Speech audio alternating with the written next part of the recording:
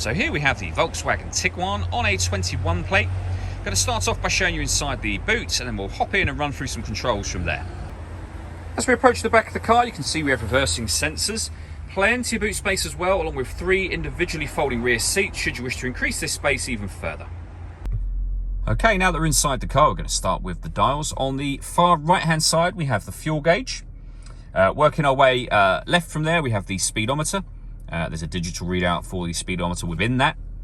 That central section is your main trip computer. You can change the information displayed there using buttons on the steering wheel. So there's various different sections you can change. You can have audio, navigation, assist systems, your driving data, vehicle status, and then you can keep going around in a circle, as you can see. Driving data will give you information such as, if you wish to, another digital readout for your speedometer. Beneath that, you can see the total miles for the car, which are 4,364. Over on the left hand side we have the rev counter. It'll also show you what gear this car is in. It's an automatic. We're in park at the moment.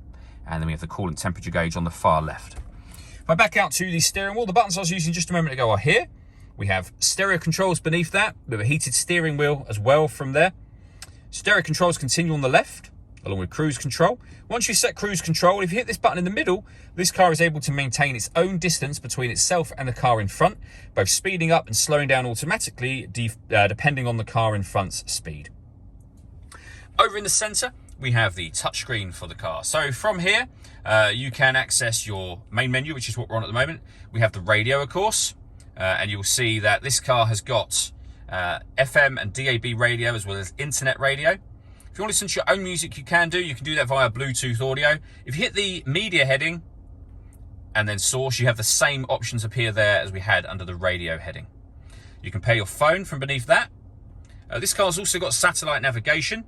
There's a full video showing how that works on our website and on our YouTube channel. And on top of the parking sensors, it also has a full color reversing camera as well, as you can see. Working our way down, we have dual zone climate control. So you can adjust the passenger temperature, the driver temperature. You can increase and decrease the fan speed. You can determine where you'd like the air to be distributed. When you're happy with those settings, you can turn the air conditioning on from here, or hit auto. The car will now maintain the temperatures you've asked for by taking full control of the fan speed and the direction of the air. To override that, just make any manual adjustment and you'll be back on your own settings again.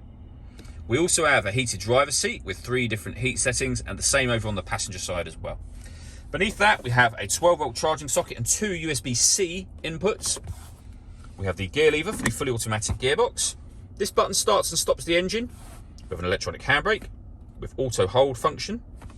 We've got stop and start. This car's designed to cut out when it's stationary in traffic to save you fuel. That system is now off. It's got autonomous parking as well, so give that button a push. This car, it will tell you what gear to be in. I've turned that off at the moment, but this car is able to park itself. Again, we've got videos showing that working on our website and YouTube channel. We can set the parking sensors on and off. And finally, this button will change the driving mode of the car. So you can go from eco to normal, sport, or individual. And under individual, they are all the things you can customize yourself. The last thing I wanted to mention is the panoramic glass roof. First of all, there's a button that will open the sun blind. And as you'll see, that lets in a huge amount of extra light. You can just leave it like that if you wish to.